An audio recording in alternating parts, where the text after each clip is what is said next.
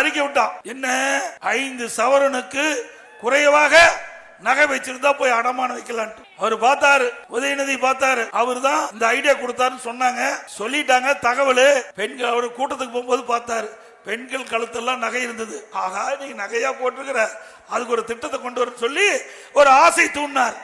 ஒரு படத்துல வரும், ஒருவரை ஏமாற்ற வேண்டும்னா ஆசை தூண்டினா ஏமாத்தலாம். அப்படி நம்ம பெண்களுடைய ஆசை தூண்டினார். நம்முடைய பெண்களும் ஆகா, உதயநிதி அவர்கள் சொல்லிவிட்டார், 5 சவரனுக்கு குறைவாக தொடக்க வேளாண் கூட்டுறவுகளை கொண்டு போய் நகையை வச்சு நம்ம பணத்தை பெற்றுக்கலாம்னு போய் அவர்களும் போய் நகையை வச்சாங்க. 48 லட்சம் பேர் வச்சாங்க. அதுக்கு 33 லட்சம் பேருக்கு தான் நகை தள்ளுபடி. 1/2 பவுன், 1 பவுன், 2 பவுன் இருக்கிறவங்களுக்கு தான் தள்ளுபடி.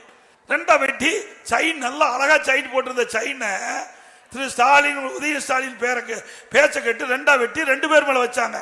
கடைசியில் என்னாச்சு, இந்த 1/2 பவுன், 1 பவுன், 2 பவுன் வச்சுங்களுக்கு தான் தள்ளுபடி, மற்றவர்கள் தள்ளுபடி இல்லாம போச்சு. பிறகு பணம் வாங்கிட்டாங்க, செலவு பண்ணிட்டாங்க, திருப்பி செலுத்த முடியல. தொடக்க வேளாண்மை வங்கி அதுக்கு வட்டி போட்டு பணத்தை திருப்பி கேட்கறதுக்கு நோட்டீஸ் விட்டு நகை முழுங்குனது தான் மிச்சம். நகை முழுகி போச்சு சொசைட்டில. இப்படி பல பேர் ஏமாந்துதான் திமுக ஆட்சி மக்களை ஏமாற்றுவதில் வில்ல